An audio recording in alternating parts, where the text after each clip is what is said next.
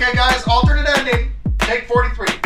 With so many movies on the net and TV, it's kinda hard being up and film savvy. Do you catch a show while you're on the go? And how do you know what to keep or what to throw? How do you know what to keep or what to throw? Tune in, tune in, tune in to alternate ending. Tune in, tune in, tune in to alternate ending. Now! Please give a warm welcome to the hosts of Alternate Ending. Welcome to Alternating. We're discovering good movies, one bad movie at a time. I'm film school dropout Robert Jarosinski. Across from me is our casual moviegoer Carrie Jarosinski and our very own critic in residence Tim Brayton. With My Little Pony having galloped into theaters this past weekend. I will murder you in your sleep. I was trying to slip that one in. No. Not even, that was, you like stopped and paused and stressed it with My Little Pony having galloped. Like, come on. Hooved into? Sure. Hooved is hoofed. It's hoofed, not hooved. Hooved isn't a word. I found that out. Hooved, I think. No, it's not. Yeah. It's not at all. No. But we're looking at our top 5 horse movies this episode. But first, Tim, you and I actually had a date. We had a very lovely date. I was a little bit put out that you did not put out. But other than that, it was a good time. Rob waits till the third to fifth date. Yeah. And you paid for the popcorn. Yeah. You know, I feel like there needs to be it's transactional. I'm a transactional kind of person. Oh, so you're a prostitute. Oh, yeah. Excellent. Yeah. Okay, well, I'll keep that in mind for next time. We did take my 2 girls, and then my mom actually joined as well to chaperone. That's a little weird. That's a little weird. Tim and I went to go see My Little Pony opening day. Night before opening day. Before. We went to the 5 p.m. screening on the Thursday before it even opened. Was it crowded? No. The two premium rows were taken. G&H? Close. G and F is for this particular theater. But, you know, there's the right distance you want to be away from the screen. If you're too far away, it's like you're watching it on TV. If you're too close, it's like you can't see the whole screen. We missed you. Spot. We missed you, Carrie, but not I didn't miss you guys. Much. No, I didn't miss that and at all. The whole reason, Tim, that you want, you know, obviously you're a film critic. You need to see new movies. I see new movies. I'm, of course, an animation scholar, so I see animated movies. The concern with My Little Pony, there is a subculture of adult men watching My Little Pony, and that is entirely their right. And You're making this up. I'm not. It's called the brony phenomena. It's a little bit passé. It was like a big deal like 3 or 4 years ago. These are people who, you know, we met a brony, so I don't want to say anything against bronies. They seem like very nice human beings. I just, you know, didn't want the ticket seller to think that I was one. So I wanted to instead act as though I was having an affair with a man and his mother and his 2 children. That makes much more sense. Because that seemed like the ticket taker would think more highly of me under those circumstances. I understand why the gentleman came up to us afterwards.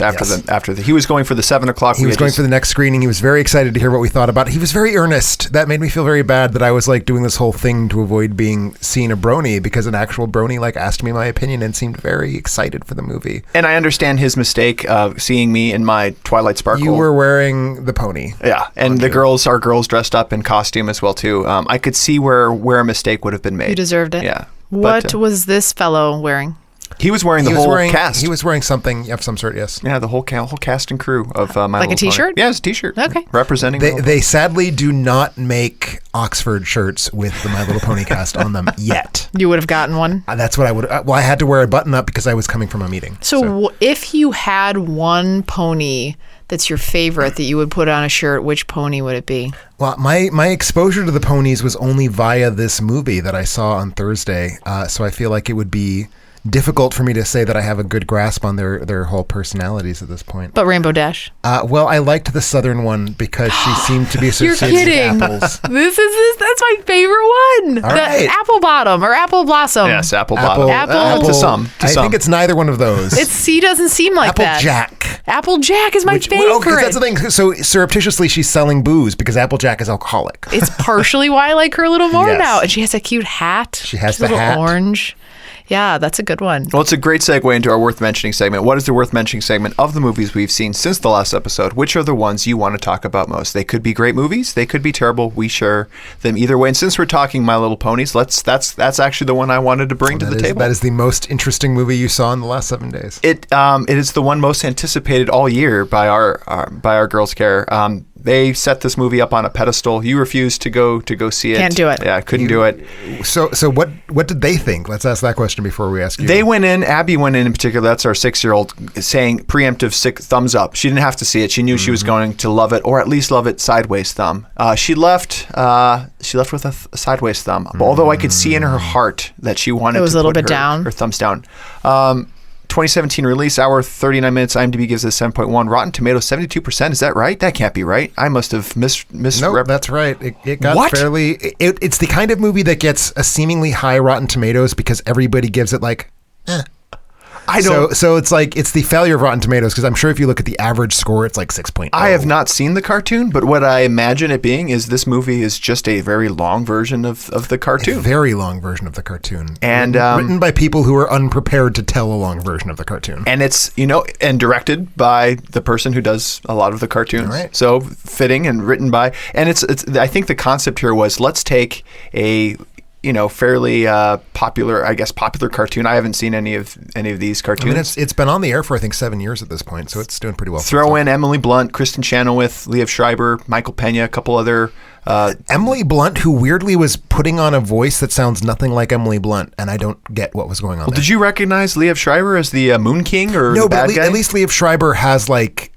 He does that kind of thing. Emily Blunt is Emily Blunt. So when she comes out and she sounds like an American, it's like, but why? Yeah. Why pay Emily Blunt dollars? And I understand why the stars come to do these movies is I think most of them always say like, well, we have kids now and we wanted to, Liev Schreiber in particular, who mostly does like R-rated movies. Yeah, now he has Liev a Schreiber film can take his kids to see Spotlight. Yeah, there you go. He is in Spotlight. He's the editor of the That's paper. That's right. Probably his most tame film. The plot of this.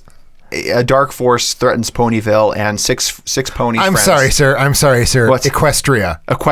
Not Ponyville. Together. It says Ponyville. Maybe Ponyville is the capital of Equestria. It was Equestria. I don't know. That's right. I don't know the context of this narrative. I believe that's the land. You're right. Ponyville must be the land within the greater kingdom. Get it together, Rob. So they have to go on a long hero's journey among 6 friends and figure out what friendship means along the way. And it's not performing very well at the box office. 12.6 million. It's just you and the bronies out there. I don't think anyone else to see it. That's it. Yeah. I mean, you're not missing much. The jokes fell flat for me. The music, the musical numbers. The musical numbers were so bad. It was really bad. How can they be bad? In what way? The songs were poor and the choreography was non-existent. Was it? So we listened to the soundtrack because then kids. But it was just songs. Right? Like it was like Carly Rae Jepsen. No. So that was one of the final songs that we listened to. But there were actual like musical numbers, book numbers. Oh, okay. And it's weird because the lyrics are like bizarrely literal. It's like, let's learn how to be pirates. First, you put on your pirate boots. And it's like, what? This is not. It's like it's very terrible. Patch, like that it's kind very of thing. terrible. Like step by step. Yeah, it's just like it's just like very descriptive in ways that do not sound like a song. They sound like dialogue, bad dialogue that has been weirdly put to a tune and rhymed. And I wish that there would be some overcoming like theme that you could walk away with. And I mean, I know the whole thing deals about friendship. Friendship is magic. Yeah. Sure. Not that much. But I was bored. I think I might have fallen asleep, Tim. I don't know if you looked over and I had... I was too busy trying to figure out what the hell was going on with the animation to ever look away from the screen. And there is just an obscene... I'm assuming Hasbro does Hungry Hungry Hippos. I know you and I both turned to each other. That was the one moment that I felt the need to like physically react to the movie. What happened? They're in search of the hippos, and each of them say, I hope they're not hungry, and then the other one says, hungry hippos. Because there's a game made by Hasbro, I believe. Did they at least try and play out the game with the hippos that they found? It was just the hippos. The hippos are not there. The hippos are a mistake. I see. It would have been better if they like played it out and they were like trying to grab the ponies with like a little. It would have been better if it had been real live hippos, famously the most dangerous of all African megafauna. Very large teeth. And it had killed the ponies. It sounds like it would have been better. Definitely okay. I think from my I think all of our perspectives, Carrie. No need checking this out. No, I don't. I won't become a groany. Yes. What did you see? this past week?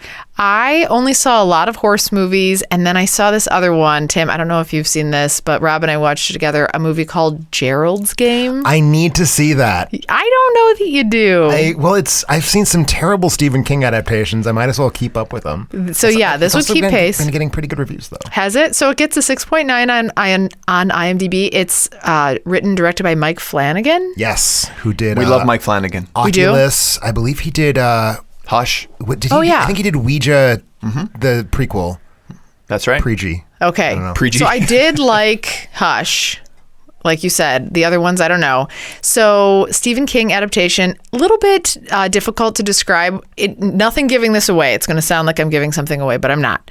So this couple goes off to spice up their marriage. And they go off to this remote location.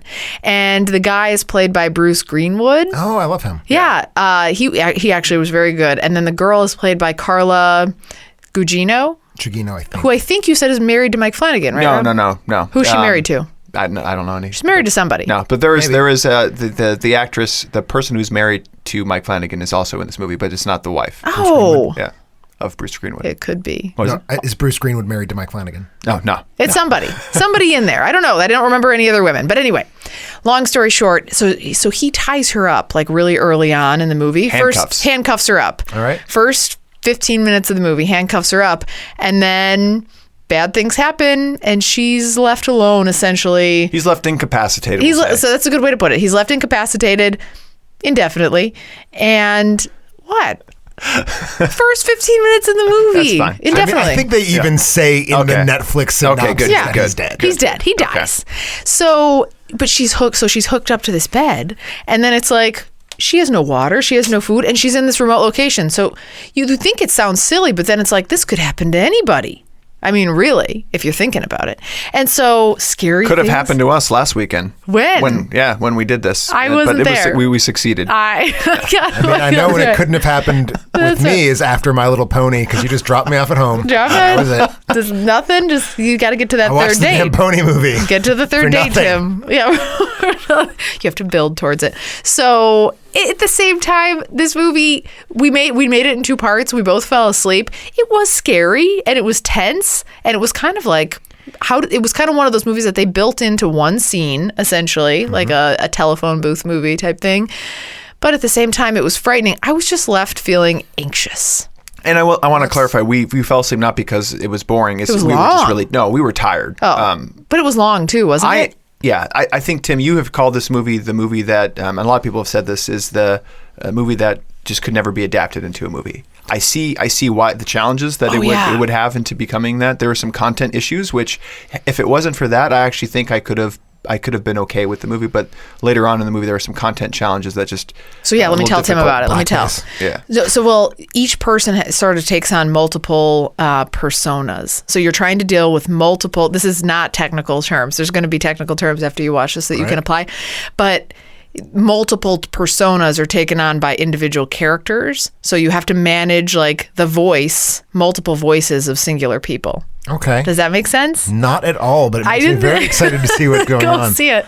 It's tricky, and I get why it would have been hard to pull off, and I think they pulled it off in that sense. I think it's the best version of that movie that you could have had. I mean, it's. I don't know how true they were to the adaptation. It's a little scary. I haven't read the book, but my understanding is it's actually one of the most faithful Stephen King adaptations in quite some time. And that would make sense. And I can see why people would have stayed away from trying to make this into a movie.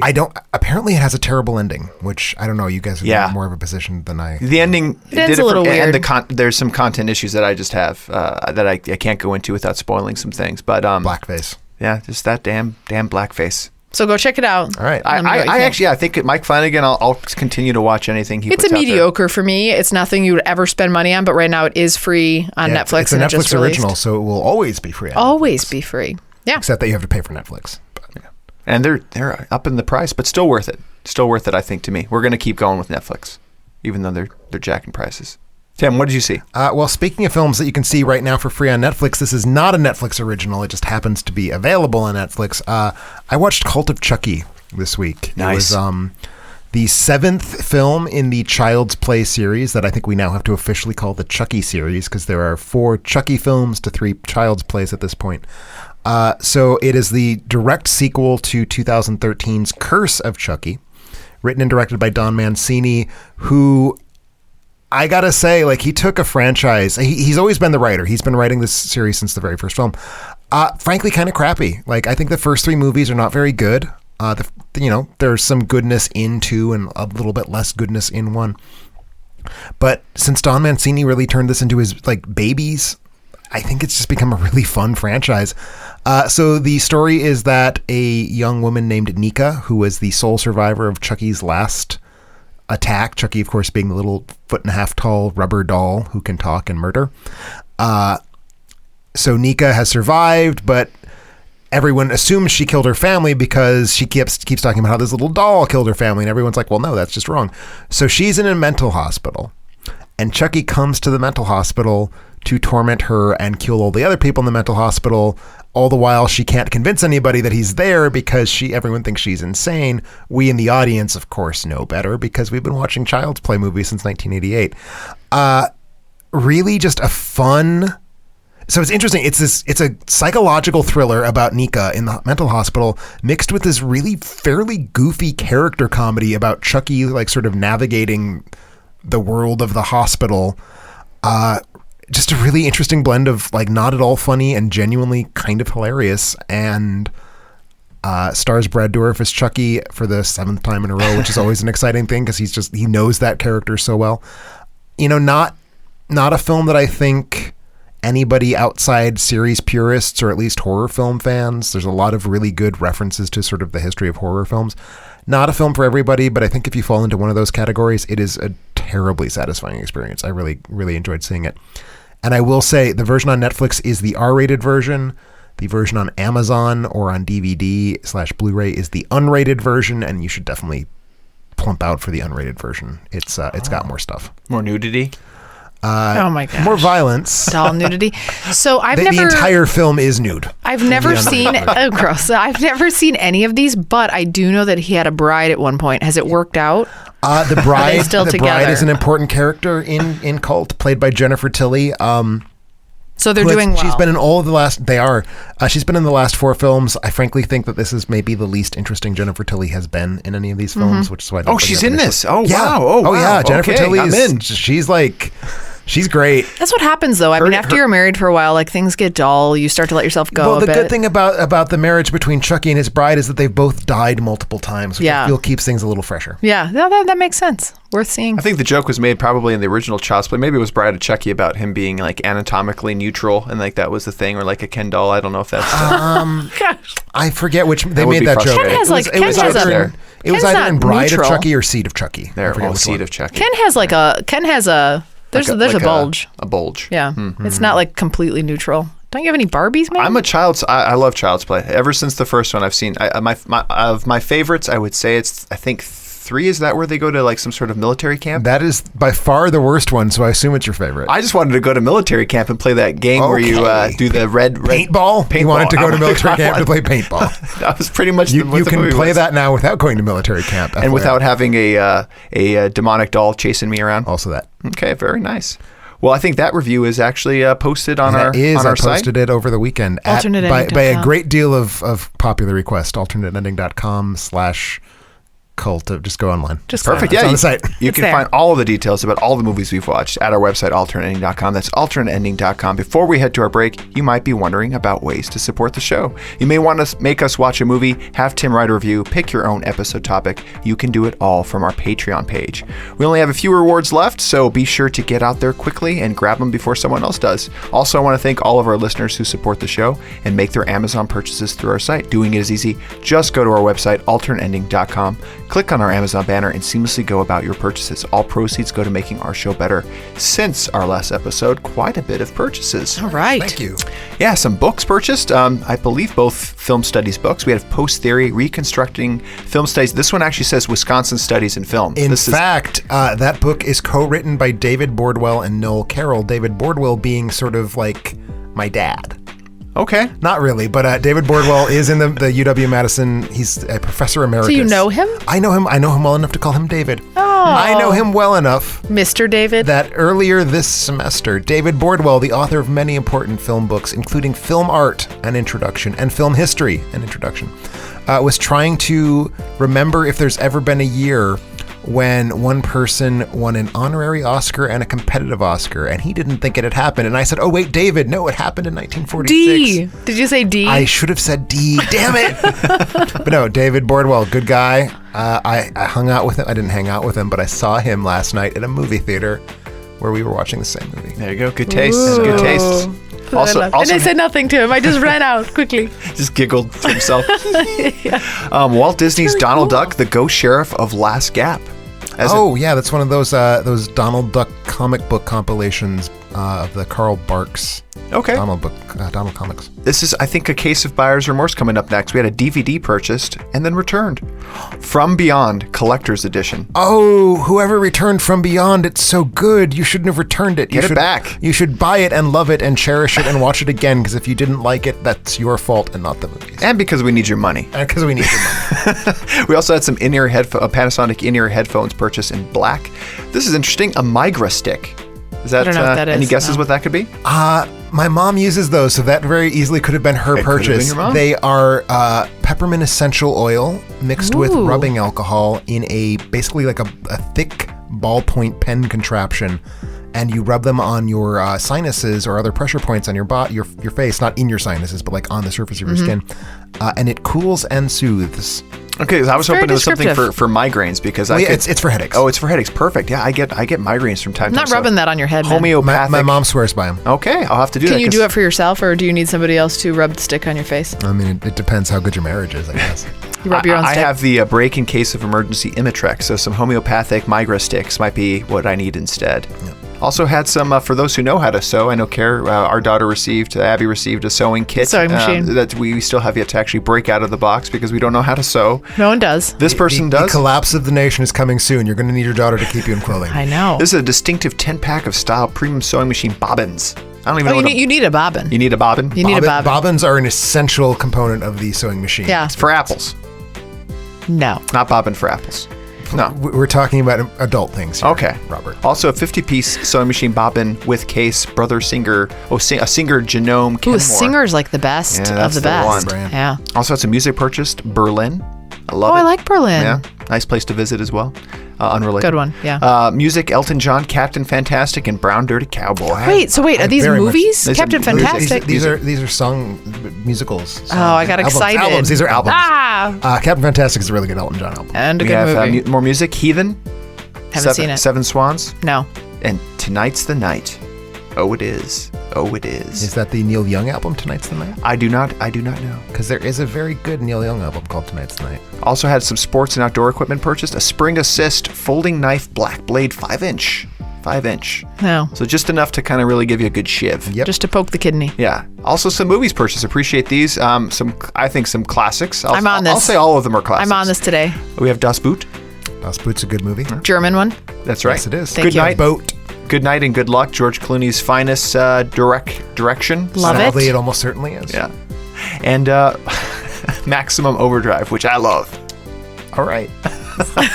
Stephen King, probably someone catching up on their Stephen Well, King. you did not include it on your top 5 Stephen King movies, did you? I did not. It just, So you don't just love missed it. the cut. All Just right. missed the cut. Ish. Also had a Amazon free channel trial purchased. Appreciate that. That goes a long way to helping us out. Thank you all for your purchases. When we get back, our top 5 horse movies. No? Nay. Nay.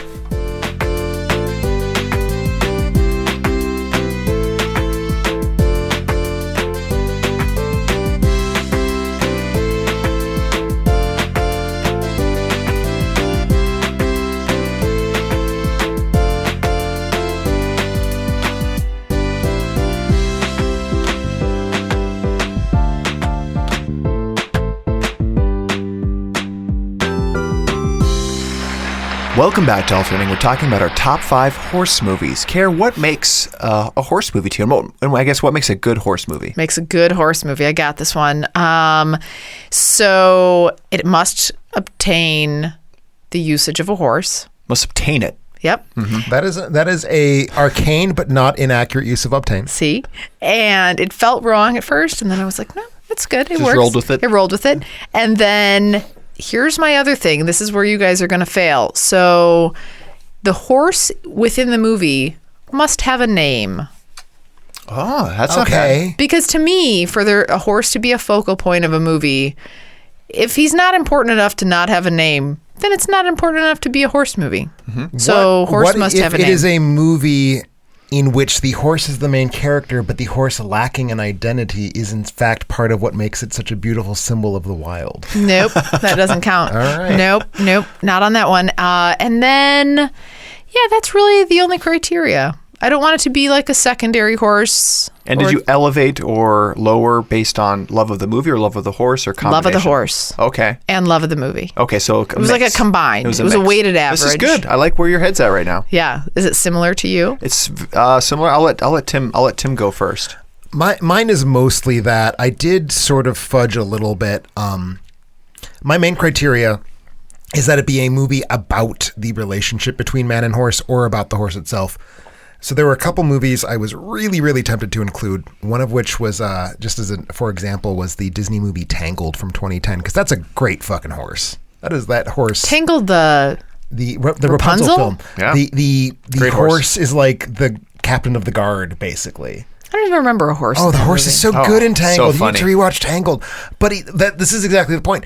The horse is like the fourth or fifth most important character tops. It's got to in be this movie. second, third, or first. You just immediately made that up because I said fourth. I know.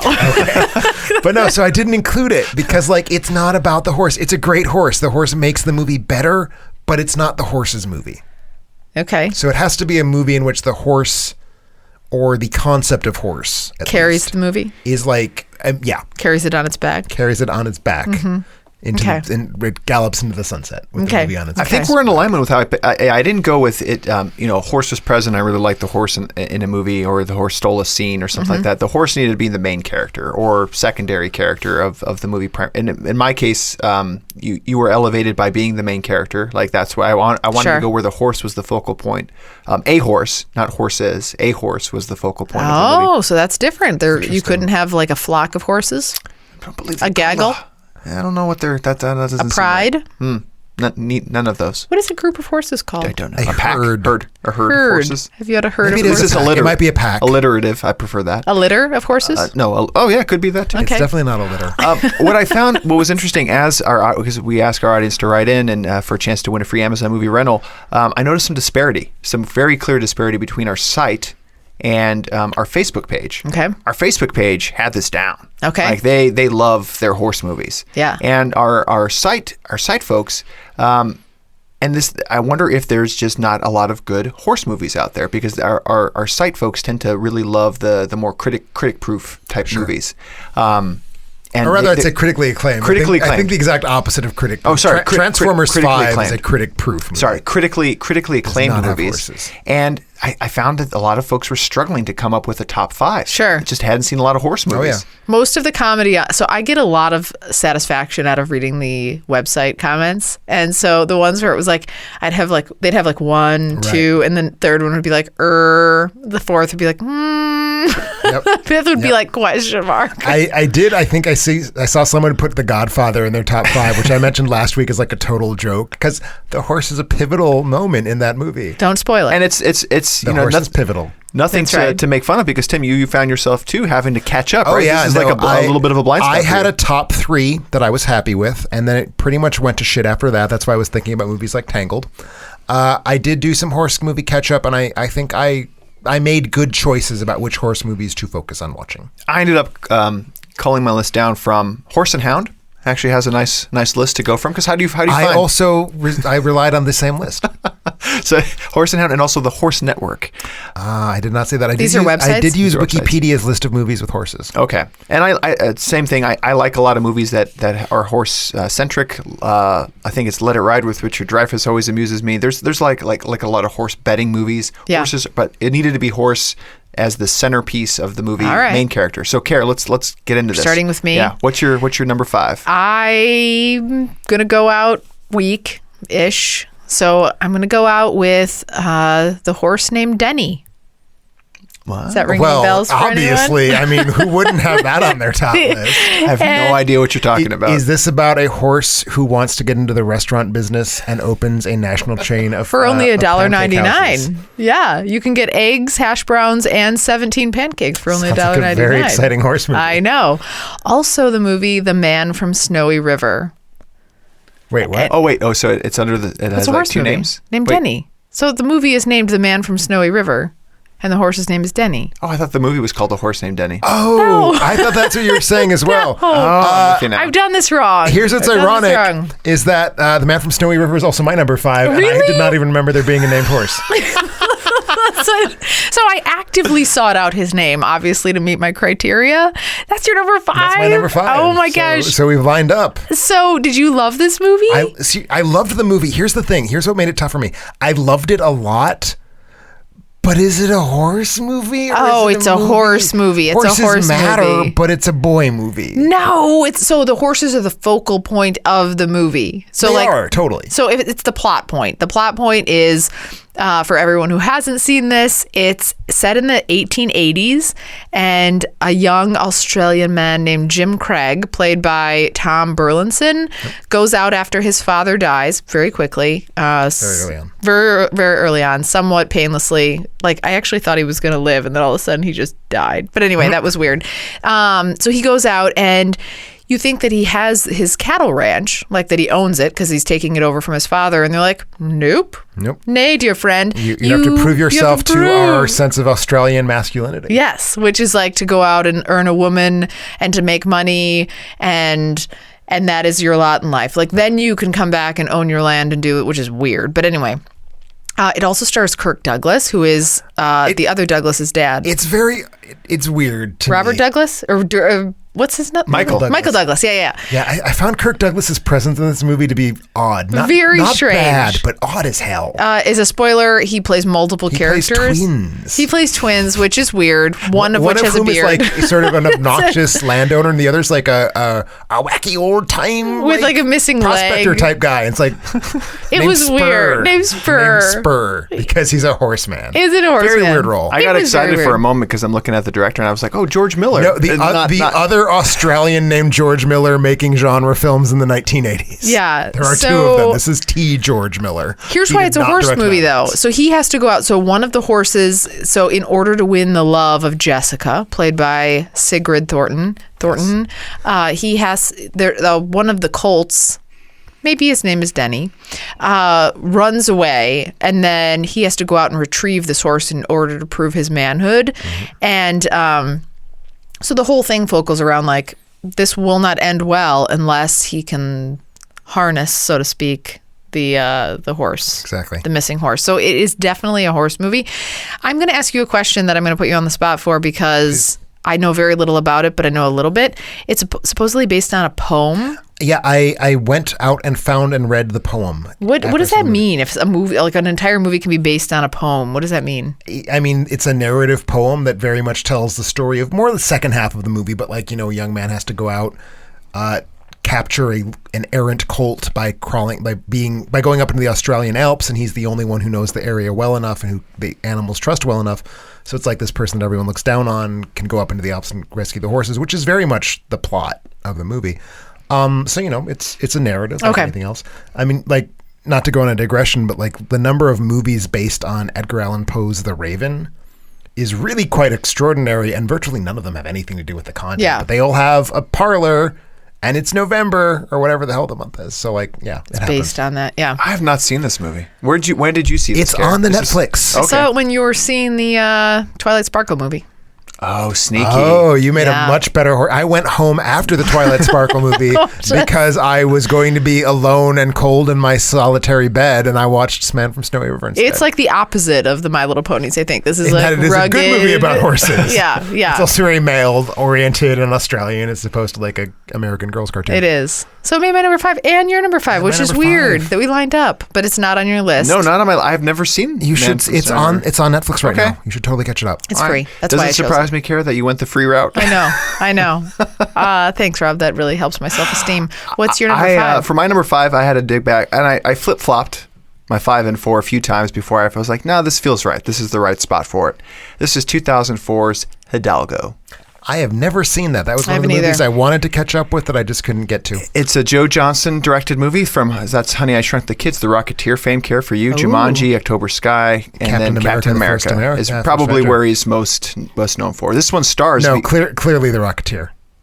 Really? Most known for? No, Captain Okay. America. I thought, well, for Carrie, it's The Rocketeer. Well, I The love The Rocketeer's a better Rocketeer. movie. Yeah, it's a good movie. See, Yeah. I know. It has Timothy Dalton as a I Nazi. know. That's true. Anyway, Oh my God. so this now I'm more excited to see Hidalgo. Now that I know who Hidalgo stars Viggo Mortensen, fresh off of all of his Lord of the Rings I think it was his very next film. very next film. They loved seeing him on a horse, and they're like, "Here's a horse movie for you," and he wanted to do it.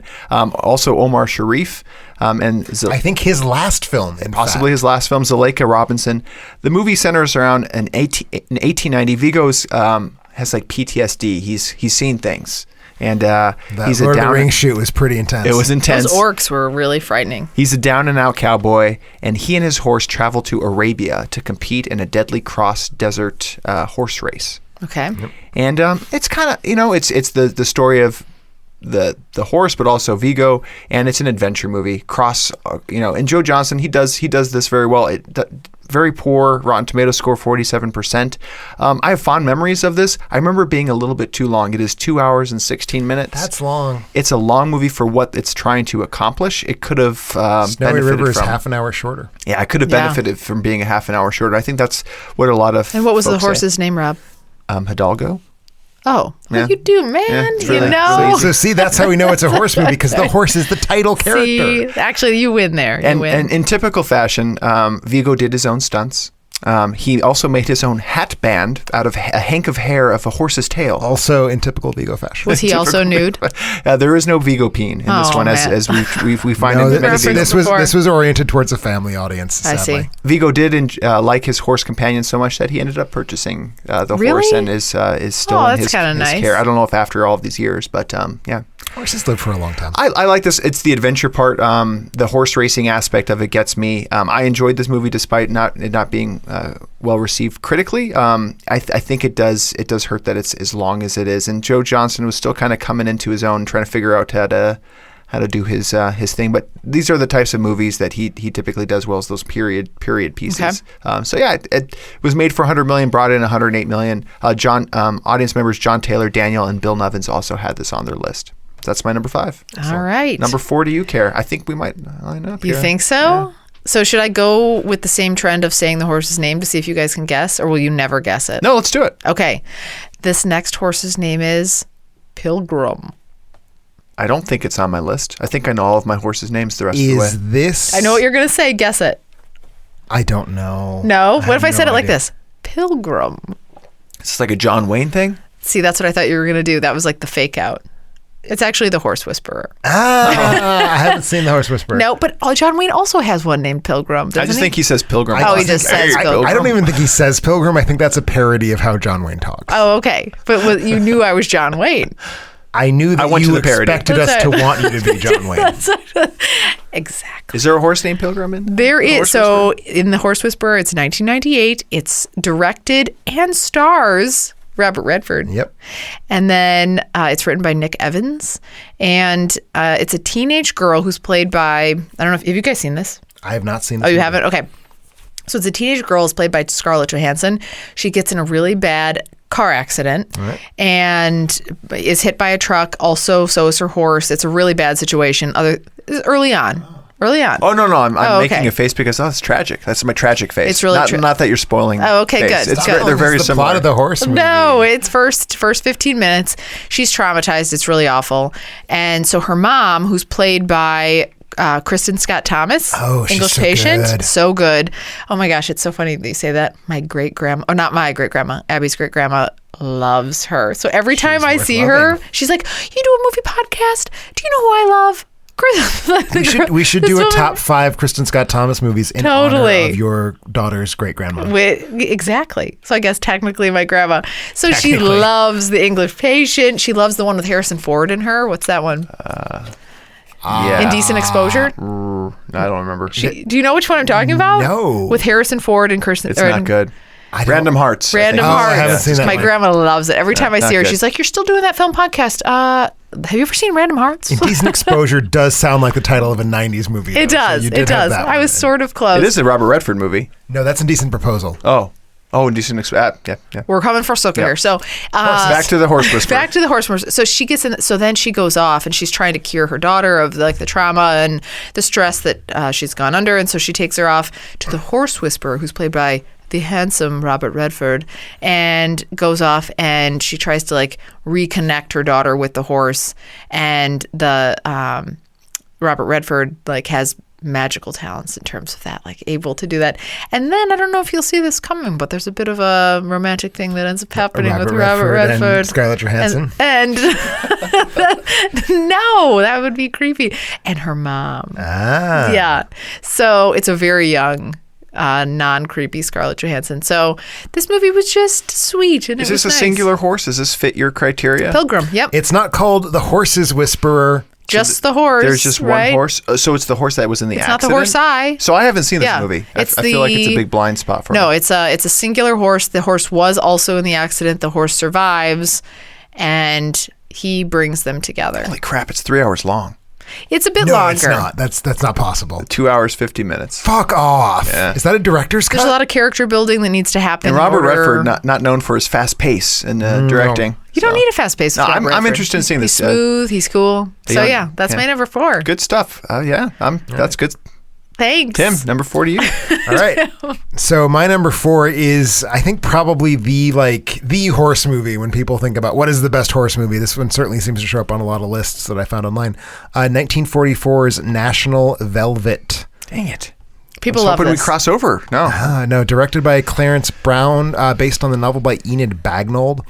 And it's about a jockey, an ex-jockey played by Mickey Rooney, who is conscripted to help a young girl named Velvet, played by Elizabeth Taylor, when she was, I think, still a teenager. I think she was herself about the right age, when she wants her horse to compete in the national sweepstakes in England.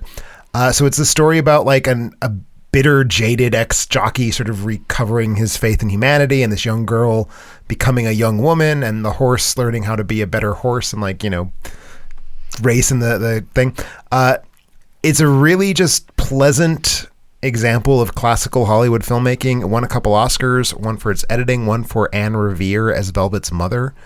I don't really know that there's a whole lot to say about it. It's just kind of the ultimate girls like horses. Well, ahead of its movie. time, like 1940, like women holding roles of any type of higher stature. Like, I don't think you could have a woman jockey, right? Was that a plot point? That's part of the plot. Is that part of the That's plot? part of the plot. Okay. It's like, can Velvet, actually do this, or will that be like a thing? Great performances. I'm usually nowhere near a fan of Mickey Rooney, but I actually think this maybe is his best performance. Elizabeth Taylor is amazing. Donald Crisp as her father is just phenomenally good. Angela Lansbury appeared in this fairly early in her career. So stacked cast. Everybody is really quite good in it. And it's just a very charming, pleasant, but not like flippant depiction of the bond between a teen girl and the horse that she just loves. And it's really sweet. It totally earns its status as a classic. Sentimental as all hell. Like, this is one of those 40s movies that's all about like making you feel gooey and good inside. And if that's not your bag, then it's just not your bag. But I like this one a lot. It's just a really Is this one for everybody? This is one for everybody. Okay. This is totally one for everybody. It is in color. I know that like old movies in black and white is kind of a turnoff to a lot of people. Let me double check that. I'm pretty sure it's in Technicolor. It's an MGM production, so really, really posh everything. Like, they spent a lot of money on making it look good, and it turned out really, really well. Apparently, Elizabeth Taylor ended up keeping the horse. I think that's a good omen for like Is that a it being a thing? good movie. Like, if it's a good movie, you keep the horse. If not, like, it's like, I'll take your pass. pony. Take I'll your pass. pony. Yeah, I just need to mention, because I just looked this up, in addition to winning for Best Editing and Best Supporting Actress, this was nominated for Best Color Cinematography, Best Director, and Best Art Direction and Interior Direction at the Oscars in 1945. So So it's clearly good. a movie that was like It had some things. people liked it. Some money was spent on it. It's a very, very nice production. So yeah, it's a total like sit the family around, watch a very good movie about Horses. and See, the people who love them. This is frustrating for me because the last few movies that you guys have mentioned are holes for me, and I feel like they could have filled my 4 and 5 spots because I struggled with 4 and 5. Okay. These are not movies that I'm really super excited about. yeah. None more so than the movie that you and I, Care, saw just a couple of nights ago in 2011's Warhorse. This is your number 4? Yeah, this is my number 4. Getting this movie off of my top 5 was a fairly significant priority for me. 'Cause Yeah. I had not seen enough horse movies to not include it. But it's And this I had said I flip flop between this and Hidalgo, so hopefully that gives you some idea of how I feel about Hidalgo. Like it's more middle of the road, and I feel the same way about Warhorse. Like directed by Steven Spielberg, nominated for 6 Oscars, including Best Picture. I was really bored. I love the horse. It's not even Steven Spielberg's best film from the Oscar season of 2011. To be perfectly What was the other would that one? be? Adventures of Tintin. Oh yeah, I would have. I think I better movie. prefer that. I Is haven't that seen that it. I one would have preferred about Kevin Costner golfing? Sure. it. Nice thought tin so. cup. Tin cup Oh, close. right. This is the one about Jamie Bell finds a treasure map and has to stop the pirates from getting the treasure. And that was better. Then Warhorse, yes. Okay. Also probably better than Tin Cup. Yeah, Warhorse. I put it as my number 2. Really? I didn't hate it. You didn't hate it. Oh, I don't hate it. I don't hate it. It's just like it's not enough of a movie to gin up a response from me. and I don't understand the 6 Oscar nods and the love that this movie has. It's beautiful. It's absolutely it's drop-dead beautiful to gorgeous. look at. There are some moments, certainly some moments, and There's the horse. definitely moments. Joey. You asked me with a name. With a name, it has a name. It's 2 hours 26 minutes. I think one of its first problems is it is too damn long. It is an hour longer than it needs to be. And I didn't particularly like Jeremy Irvin as the lead. The lead to me just Well, the lead's the horse. okay. So I See? love Joey, whose name was Finder's Key. I was going to say, crap is definitely an edgy name to give your horse. Finder's Key, who's a big deal because I think Finder's Key was also the horse in Seabiscuit. Played the lead. Do you know Jeremy Irvine also plays Pip in Great Expectations? Did you know that? Which Great Wait, Expectations? not the Ethan Hawke, clearly. Not the Other Great Expectations. There's been like a lot of them. Oh, well, he plays Pip. Which one? Tell me the year. What year did it I come out? don't know. It had to be a Don't ask recent me year. these I'm gonna detailed hunt this questions. down. Pretty young. While Rob is talking You're about making me Warhorse, I'm gonna check nervous. this You out. look also that up. stars Emily Watson, David Thewlis, Thewlis. Thank you. Who stars in quite a few horse movies. He's so. and that part also just a he's lot he's of good in general. and typically a villain. I think you had mentioned that when we discussed Wonder Woman. Briefly mentions has Tom Hiddleston in there and young Benedict Cumberbatch and Toby Kebbell also make appearance. Toby Kebbell's actual scene is the one that stands out to me most. There is a scene, and I'm trying to think if it's a spoiler. The scene in the trenches. Yeah. Is that a spoiler? I don't think it's a spoiler. Yeah, Joey gets wrapped up in barbed wire, and So sad, don't talk about it. The two sides take a little, like a truce, to get the horse out Best there. And scene. there's an That entire exchange movie. between the German forces and the American or the British forces, and where they let's work together to get this horse out. And they have some funny exchanges. That was my favorite moment of the movie. Sure, it's probably the most memorable. I do like the early scenes in the small town. Yes. They're beautiful too. The movie got a lot of press for being like very John Fordian, and I think it's really only in that like opening sequence that really is true. But definitely happens there. And it follows a lot because the horse encounters a lot of people along the way, and it encounters different owners, so it almost changes hands throughout the entire movie. Yep. I would say. And I like that idea. I liked that. I like the idea of it. It just to me wasn't. I didn't care enough about these people. For whatever reasons, Spielberg didn't get it with me with this one. And I like don't you Spielberg think it was generally. like so? The horse is meant to be this connective thread. So it's like all the things that are going on in the world that are horrifying and awful, and it's like this horse and his horse companion that he has early on is this like. Everybody can love this horse. So like the horse goes from the hands of this British man to the Germans to this young girl to all these people. And like, then like you said, it culminates as like this really amazing scene between the British and the Germans where they come out and they're like, we have to save this horse because like God forbid, like an animal die at the hands of us, like we have to, like there's always these things that draw us together that are these common threads. And that's what I liked about it, was that it was like, yeah, we all have things that are important to us, and yet we have these great differences, but there's things that draw us together. Incredible. I mean, it's uplifting. Absolutely. Just, I was a little bored with it. Yeah, it's too long, and I feel like for a movie about the bloodiest war of the 20th century. So it's World War I. Did we say that? It's World War I. It's a PG family movie, and I mean, I get why. But it wasn't gory at all. That's the thing. Yeah. I think it needs to be. Yeah. It needs to at least be a PG-13. Especially 2011. I'm looking at this and I'm thinking like, man, Spielberg made in 1998. And I mean, obviously, like making the Saving Private Ryan of World War I was not the goal. I get that it's not the goal. Making a heartwarming family movie set in World War I is a weird choice that maybe shouldn't have been made. Yeah. I don't know. And audience members Con McCarthy, Jason Laney, and CRD also had this on their list as well, too. I just want to quickly point out that Irvine was Pip in the 2012 Great Expectations, directed by Mike Newell. There is somehow a Great Expectations starring Ralph Fiennes as Magwitch that I've never heard of, which means it must be absolute shit.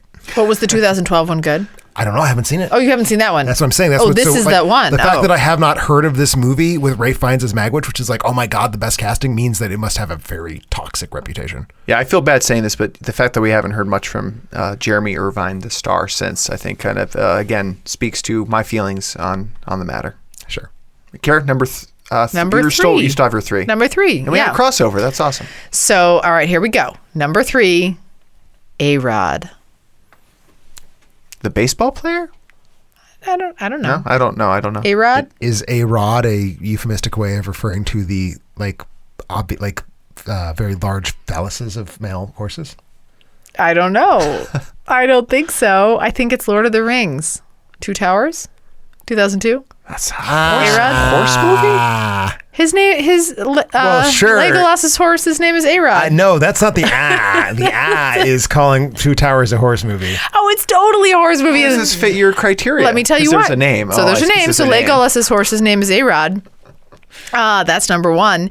And number 2, horses are the primary working and fighting animals in the Middle Earth during that time. Well, that would be like saying that, I don't know, a James Bond movie is a car film because cars are how James Bond gets around. No, but this is different because because James Bond movies are car movies because they're ads for BMW. They are. So you're just proving my point. You're continuing to prove my point. So these are literally the focal point of this entire movie. So both forces, good and evil, use horses throughout the entire battle between Middle Earth.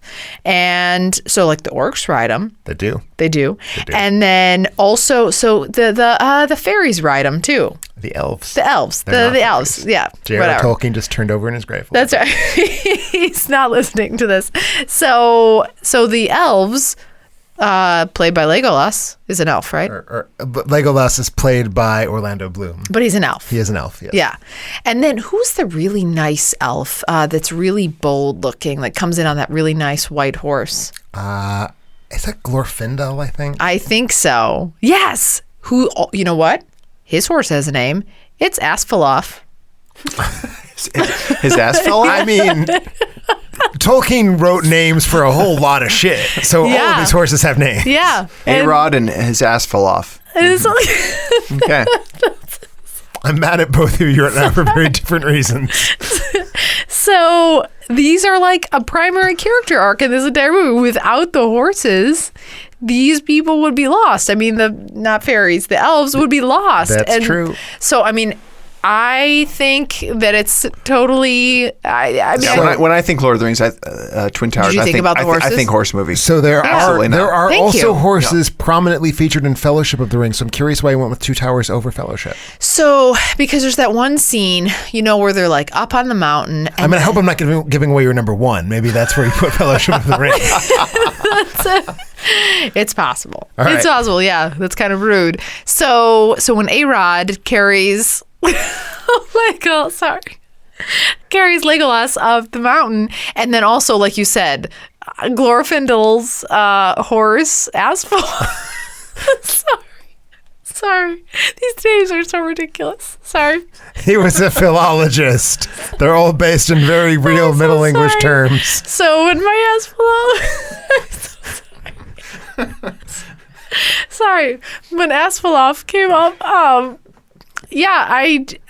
for me, those were just really focal points. Are we to my number 3 yet? Can we do my number 3? Let's move to your number 3. We'll let Carrie compose herself. It's not as classic a horse movie as Lord of the Rings: Two Towers. Sadly, my number 3 is White Mane from 1953. White Mane is the name of a horse who is the primary character in this film. No elves ride him, so I'm feeling very shaky about calling it a horse movie. I would feel bad from here on out. So it's by Albert Lamorisse, who more famously directed The Red Balloon in, I think, 1956. French director who made children's movies. I'm sorry, Carrie is having an incident next to me. It's very hard for me to focus. So White Mane is the story of a wild horse named White Mane, or has a white mane. He has no name because he is wild. He is an emblem of the French countryside that is passing away. So a young boy from a fishing community helps a white-maned horse escape from the ranchers who are trying to tame all the horses. It's very short. It's the running time supposedly was 47 minutes. I've not been able to discover that 47-minute cut ever actually showed anywhere. It seems that there is a 30-minute cut prepared for the U.S., which is the only cut available, as far as I can tell, anywhere in the world right now. So it's a little short film. It's rather a long short film, but it's not long at all. It's under 40 minutes. Just a terribly beautiful study of like this little boy bonding with a horse because they are both free spirits. The subtitle in French is The Wild Horse. Literally, it's Cran Blanc le Cheval Sauvage. And it's like about that. It's about being a thing out in the wild that shouldn't be tamed. And that's true about the horse and the boy. Say the name again. Cran Blanc le Cheval Sauvage. Okay. White Mane. I'm sure my French is terrible. I apologize to the French language speakers out there. Just a darling, beautiful movie shot in this really amazing black and white by Edmond Sachant. It's I'm going to get super pretentious here in a moment, but it's like this very gray scale movie. Like everything is in these shimmering grays, and then the horse itself is this pure spot of white in every frame that it appears in. And it's just such a really striking, like postcard pretty depiction of the horse running through the sand dunes and up hills. And it's very, very lovely, very sweet, a wonderful children's movie. Sort of a very weirdly symbolic, potentially strange and upsetting ending, but I think one that really feels just so right when you get there. The only things that hold this movie back for me, it has a really obnoxious, intrusive, redundant narration, and the score is being a little bit too pushy and telling us what to feel. But other than that, mostly wordless. I think the boy says like one line, maybe. The horse, of course, says no lines. It's a horse. Of course. Nobody talks to his horse, of course. So anyway, beautiful black and white cinematography, very touching story about boys and horses. Just, I loved it. And this was another one that I watched within the last week. So I'm glad I finally got to it. Oh, wow. So it's not as good as The Red Balloon because very few things are. But it's really, really I'm familiar with The Red Balloon, but it's another movie I didn't have a chance to catch up with. And a not very great version is available right now on the Internet Archive. So Google it. Very easy to find a copy. If you want to find a good copy, you might have to look a little bit harder, but it is available online. I think I'm on my number 3. Yeah, number 3 has been remade a few times. Okay. The movie that the year in which I'm in favor of is the 1994 version. Okay. Of Black Beauty. Anybody? I've never seen this. I haven't seen the 1994. For sure, Carrie, you haven't seen 1994. Nope. Okay, well here Tell we are. Tell us about it. It's it's essentially a circle of life movie. Oh man. And it moves us all. It's told from the perspective of the horse. At least this version is. I'm not familiar with the other versions. Does the horse narrate some of it? Hell no. All right. Well, not in the 46. The way that it sounds silly, but it sounds like Spirit, which is a shit movie. So apologies if Spirit's on anybody else's list. I wanted to see it so bad. It's such a shit movie. And Matt Damon. Talk about Black Beauty. Black Beauty. Short, crisp. I mean, this is what I love. Hour 28. That's nice. right in my wheelhouse. IMDb gives it a 6.7. Rotten Tomatoes 80%. It's written and directed. I guess the screenplay is done by and directed by Caroline Thompson, writer of Scissorhands, then has done some screenplay work for Edward Scissorhands. Edward, what did I say? You just said Scissorhands. Scissorhands, yeah. Everybody knows. Sounds like the Gritty reboot. The Corpse Bride, Secret Garden, The Addams Family. She's done some screenplay work for all of those. This one stars Sean Bean, who makes everything better. David Thewlis makes an appearance. And then the horse, Doc's Keepin' Time. The name is Doc's Keepin' Time. The name of the horse that plays sounds Black like Beauty. a horse name already. Why is the Doc's name Keepin' not Time. Black Beauty? No, the horse is actor, named Black Beauty. The horse actor. is played by Doc's Keeping Time. Oh, got it. Because horse owners give their horses shit-ass names. Yeah, And I Karen, get that now. While this, I think this would have absolutely made your list had you seen it. It follows the horse from birth through its entire life as it changes. We watched the horse turn into glue.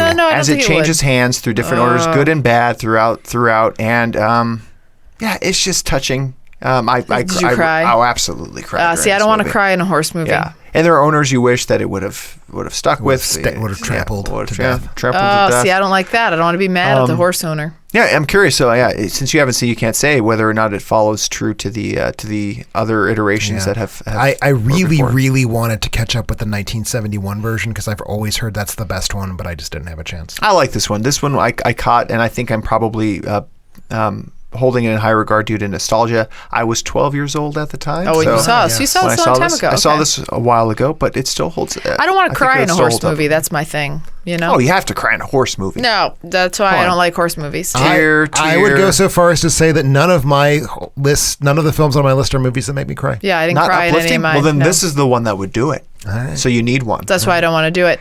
Interestingly enough, I don't know if you guys know this, but do you remember when I had the idea maybe 12 episodes ago that we should have that animaldeath.com site? Oh, yeah. So, excuse me, there's apparently a humane Hollywood.org site, very similar. So when I was trying to find out what happened to some of these horses where like bad things happen, these like specifically detail out all of the animal travesties on their website and how they actually executed like How what they executed happened. the horses? Yeah. Awful. No, like executed like the dying of the animal. Got it. How amazing is that? Sure. I don't feel sad about any movie ever again now because they were like, hey. Well, if you go for an old enough one, usually they would just kill the horse. Yeah, I'm not so doing you should watch that. those. I'm not Yeah, doing that's that. true. But if it like this is all animals, so you can be like, hey, that porcupine that was crossing the road, when you thought that it was run over, really we had like a hole in the ground. Like they'll detail out. They're like, we had a hole in the ground, and then we ran it over, and then it was really in the hole in the So they're ground. showing you how the movie trickery works. Yes. Which reminds me, there's a very famous Buñuel film called Land Without Bread, which has a scene where it looks like a goat slips and falls off a cliff. Yeah. But the trickery is they actually shot the goat in the head to make it fall off the cliff. So like in real life. They shot it with a but gun. you can't do that. They can't do it now. But they didn't kill it though. Wait, they did When you it shoot no a good at goat in all. the- yeah. I'm never watching that movie. I'm not sure if the shot killed it or falling off the cliff killed it. Oh, I don't think this happens. quick Rob always callback. tells me that these things are all No, fake. in older This is movies? a 1931 Spanish mockumentary. I don't even know Oh. what year like you needed to have like someone from PETA on set. Well, not from PETA, from PETA. American Yeah. There Society you of go. Prevention of Cruelty to Animals. If it were PETA, they wouldn't even let you put like a parakeet in a movie. I know the 52, I think, version of Moby Dick has actual whale killing footage. And I think that is the film that caused like a big hue and cry that led to stricter regulations. Yeah. I will say the thing about Warhorse, just really calling back to that really quick, is I was amazed by like, wow, how did they do that? And there were a lot of scenes like that too. So Yeah, so go to humanehollywood.org and then you'll know. if you feel sad so that you can know that your animal is okay. Or watch Land Without Bread so you can know that the Don't animal's watch that definitely movie. hot. Definitely got Don't it. share that movie ever. Whenever we're watching, we're not going to support that. Karen, were you to your number 3? No, it's my Oh, number no. 1. Oh no, well, then we'll 'cause skip you. We We'll skipped skip her. you. We did her number 2 already, so Yeah, we'll skip so- around to Okay. number 2 then. Go ahead. So this is one of the newest films I've ever put on one of these lists. It's from 2013. It is the very, very excellent Icelandic film called Of Horses and Men, directed and written by Benedict Erlingsson. It is a kind of an anthology film. It's like 6 short stories that all take place in the same valley in Iceland.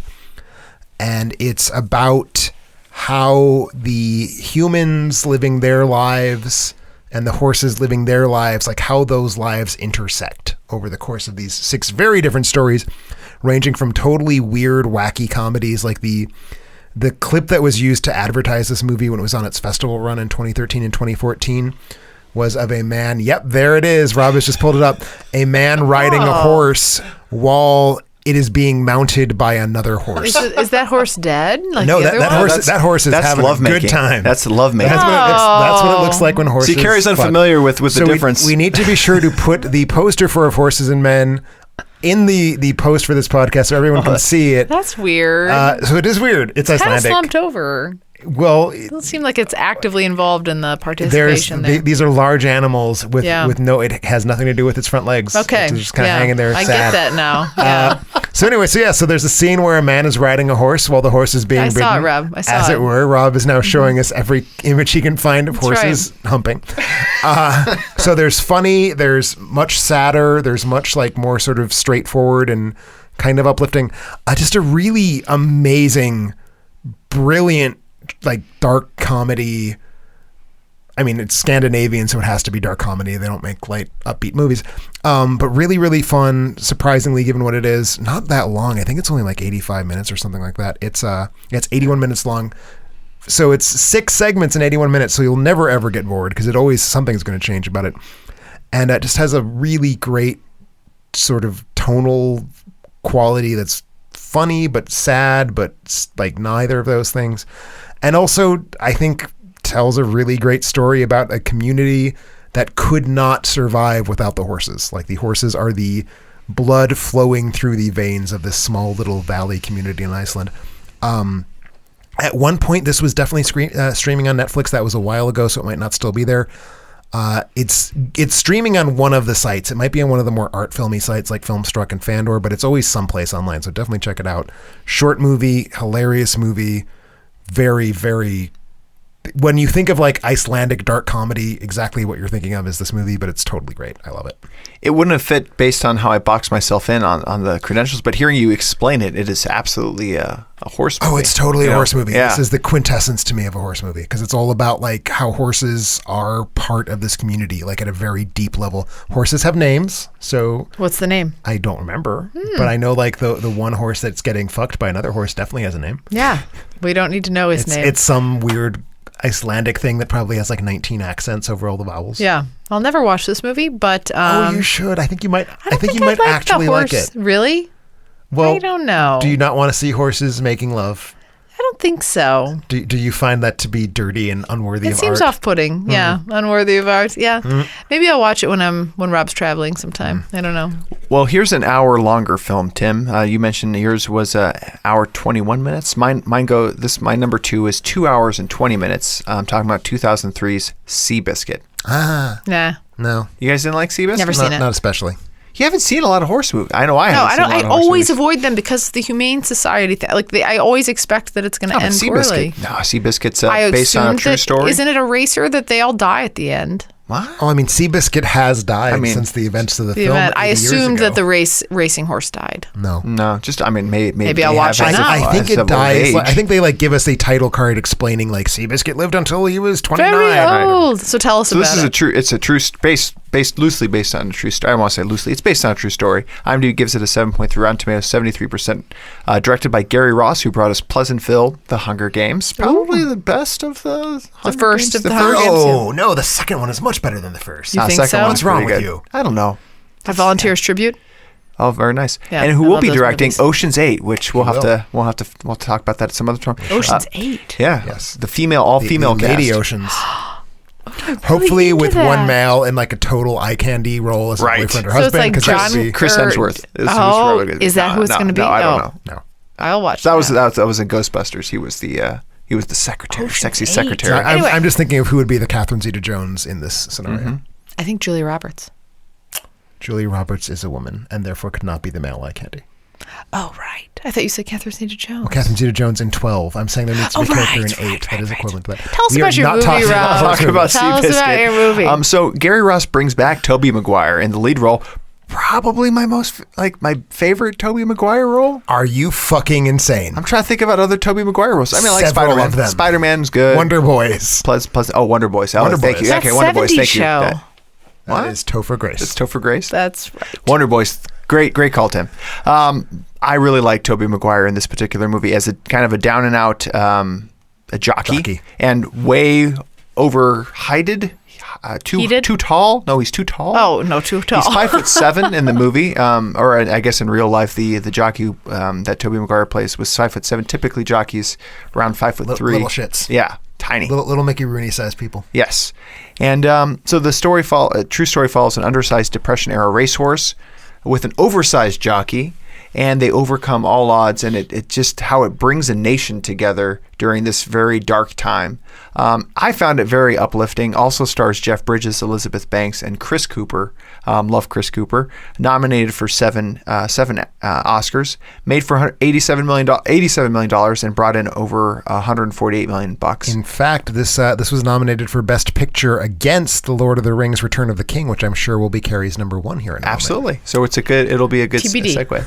Well, interesting fact, War Admiral who plays the adversary. So the whole movie is kind of following Seabiscuit, who's coming out of nowhere to win all these races. Yeah, I believe Seabiscuit won the Triple Crown. Triple Crown. Yeah, so like a very underdog story that gave people hope in the Depression, all of which is quite like the true history of World War. And War Admiral was its big adversary, this giant, beautiful, like with the proper sire, and I don't know what the opposite of sire is. Dam.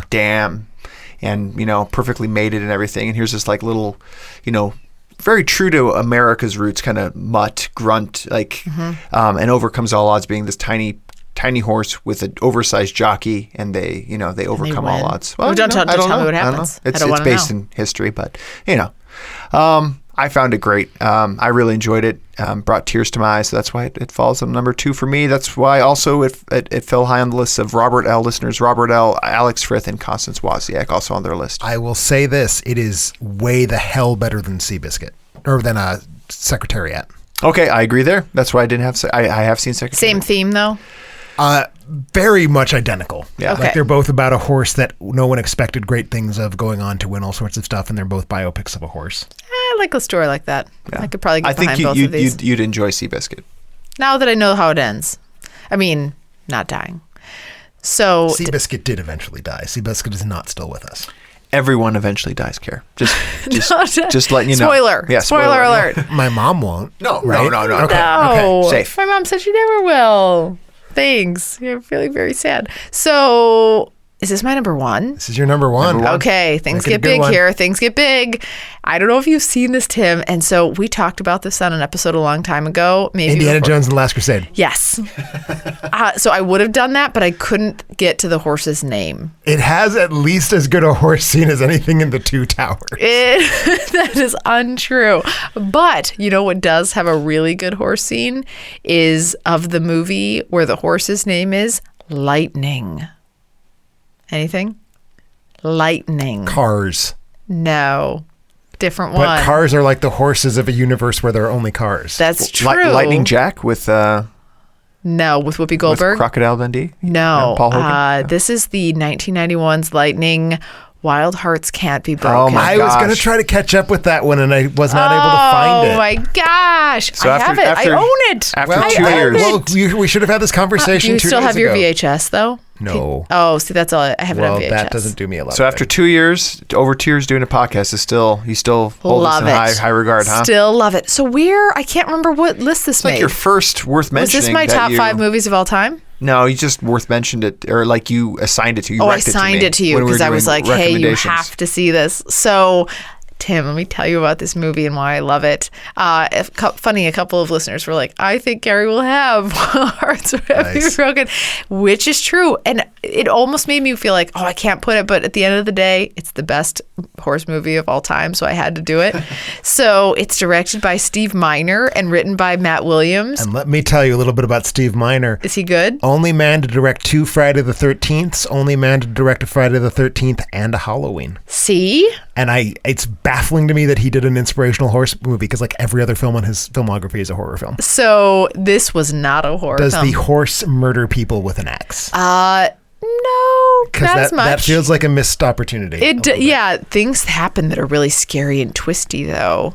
So you'll find out when you watch it, and when I lend you my VHS player. But so Sonora, who's played by Gabrielle Anwar, do you know who that is? I do. So she's also Son of a Woman. She is not. That's not her name. It's not Cinderella. No, she is also played. She's the woman who has a scent. She has a scent in the movie A Scent of a Woman. It was her breakout movie. And then Michael Schofling is in this too. I have no idea who that is. 16 Candles, heartthrob guy. Like the man. I've seen that movie once and it didn't leave a terribly the guy who has the really sweet car and he drives her off. 16 Candles. That's the movie that has the like racist Korean character, right? For sure. Okay. Yeah, that's absolutely the one. So it also has Molly Ringwald. But anyway, so back to the movie. So Sonora's I always thought he was Matt Dillon. He looks like Matt Dillon. He does look like him. Do you want to know confused something that's going to make you feel really bad about yourself? He's 56 years old. I don't think it matters because his film career ended after doing that movie. He didn't. Yeah, I don't think he did anything else after that movie. So he peaked here, but he was really good. So he knew once he'd made the best movie ever made, there was no reason to keep him in movies. Exactly, and you know what? He could ride on the royalties from this movie for so long. He could ride on his horse movie royalties. Well, that's really not that good. Exactly, that's better than Bob's. That's true. So she's a young woman and she's captivated by this daredevil horse diver that. Like, is it a fair? Like a circus fair. So this is set in the 1950s. It's like Depression era. And so she thinks this all seems fabulous and wonderful and she wants to do this. So she decides that she is going to become a horse diver herself, Sonora. And so she goes up and she goes to try and do it. And then something really tragic happens and it becomes this inspirational story of her pushing through to become a horse diver despite the challenge that she is now faced with, this physical challenge that she's now faced with throughout the movie. Awesome love story, romance, drama, intense action movie, thriller. What? It's so good. So now you want to see it, don't you? I mean, if it's all 5 of those genres rolled into one, I totally do. I will say what was interesting about this was the fact that they actually did these things where the horses were asked to jump off of 50-foot, like, I don't know, 50 basically foot diving high? boards into Crazy. like tiny pools Just of water. ridiculous. Yeah. Amazing. And that's why it makes my number 1 because it's the best horse movie of all time. I'm afraid it's not the best horse movie of all time because the best horse movie of all time is 1979's The Black Stallion. So tell me my about number 1 this. as well. Oh, all right. Yes, absolutely. I mean, this was to me the obvious one. Like when we agreed on horse movies, I was like, okay, well, number 1's The Black Stallion. So it's a 1979 film directed by Carol Ballard, based on the novel by Walter Farley with a screenplay by Melissa Matheson, Gene Rosenberg, and William D. Whitliff. Produced by Francis Ford Coppola, for whom this was like he was very passionate about getting this vision to the screen. He believed in Carol Ballard's idea for how to make this film.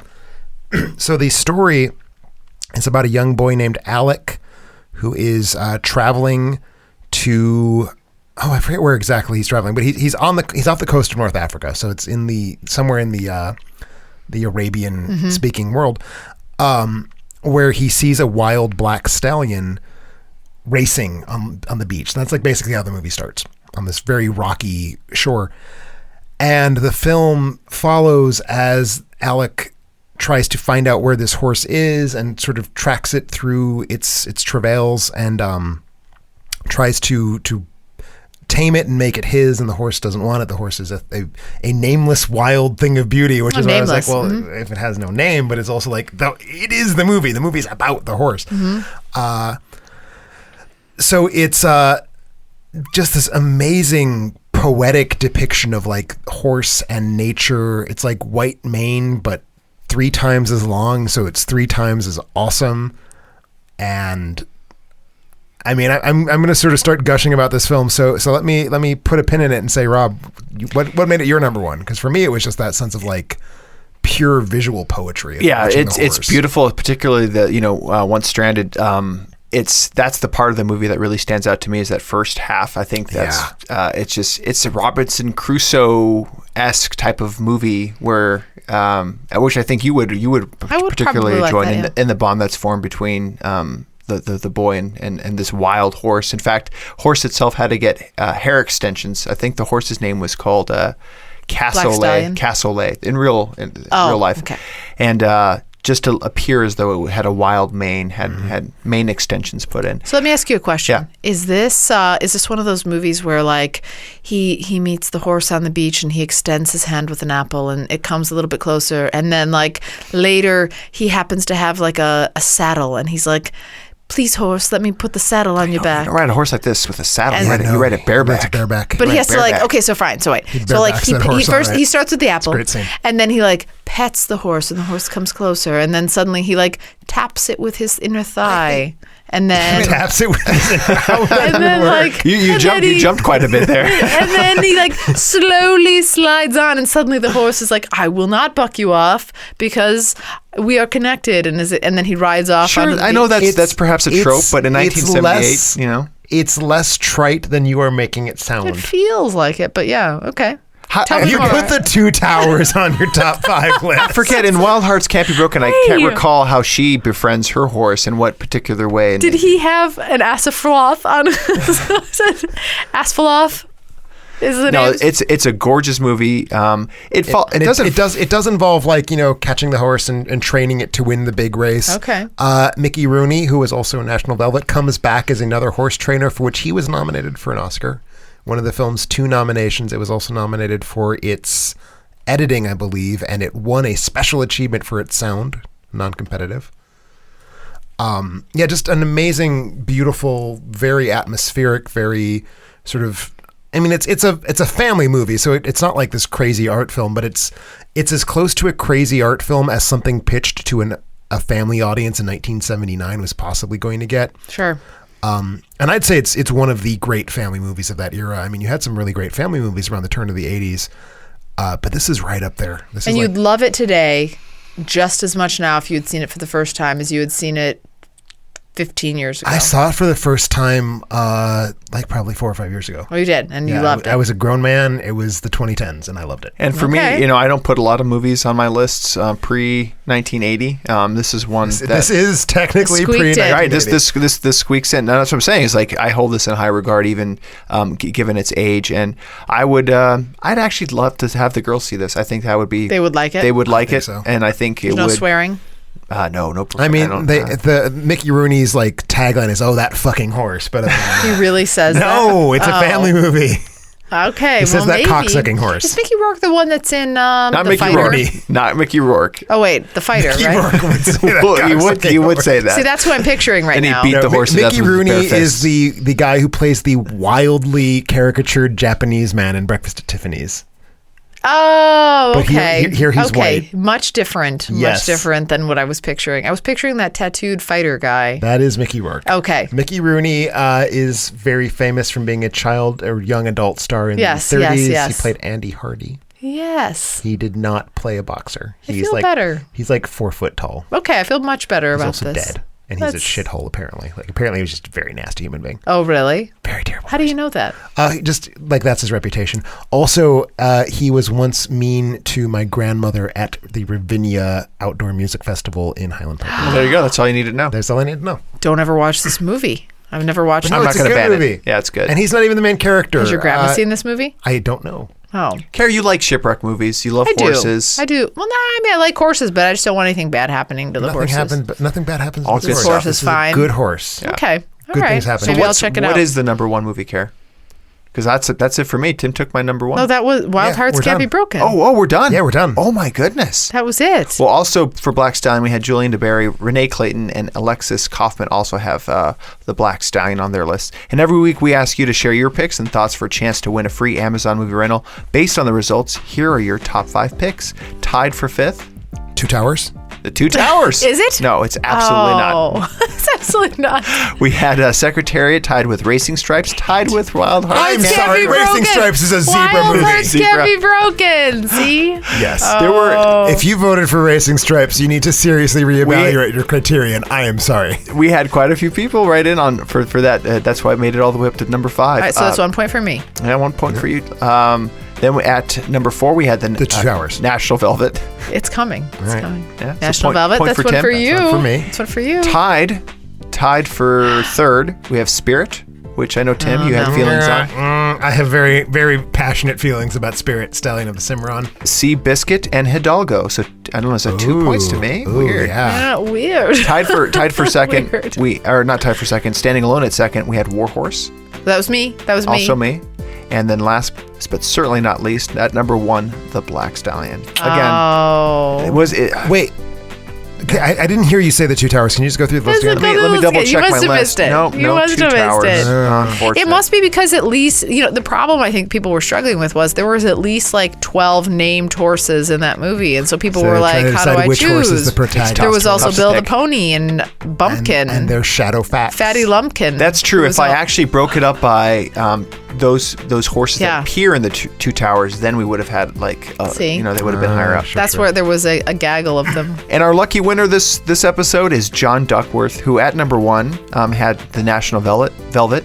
Number say Two 2 Towers. Please had say Two Warhorse. Number 3, he said number 4, yeah, that's it. And then This is 5, the guy. blank. This is the guy. Yes, I it is was the guy. cracking up at his Yes. post. So I'm glad this was not a cheat. Carrie did not put, maybe she did, I don't know, but we're going to assume that this happened naturally. So I'm glad that you got number 1. Congratulations. That's fabulous. And John, shoot us an email at contact@alterany.com for details on how to claim your free movie rental. If you want to win a free movie, like John, be on the lookout for our spoiler alert or top 5 movie posts on Facebook and Twitter to share your favorite picks. In closing, thanks for listening. Check out our social media. Go out to our Facebook page and like it. Twitter, we're tweeting all the time. Go out there. Alternating.com, that's where you'll find our podcasts, movie reviews, and more. Subscribe to our podcast on iTunes or Google. Care any new reviews? We don't this week. But they made it weirder to harder? leave a review. It's harder because I tried to look out there. We're worth it. I know.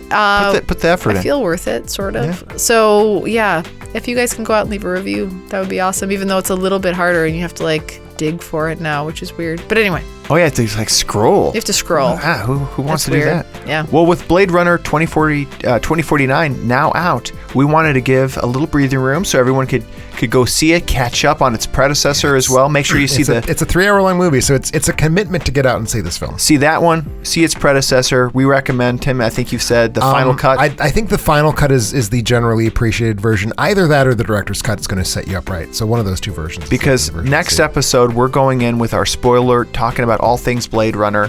So we'll be sure to catch you then.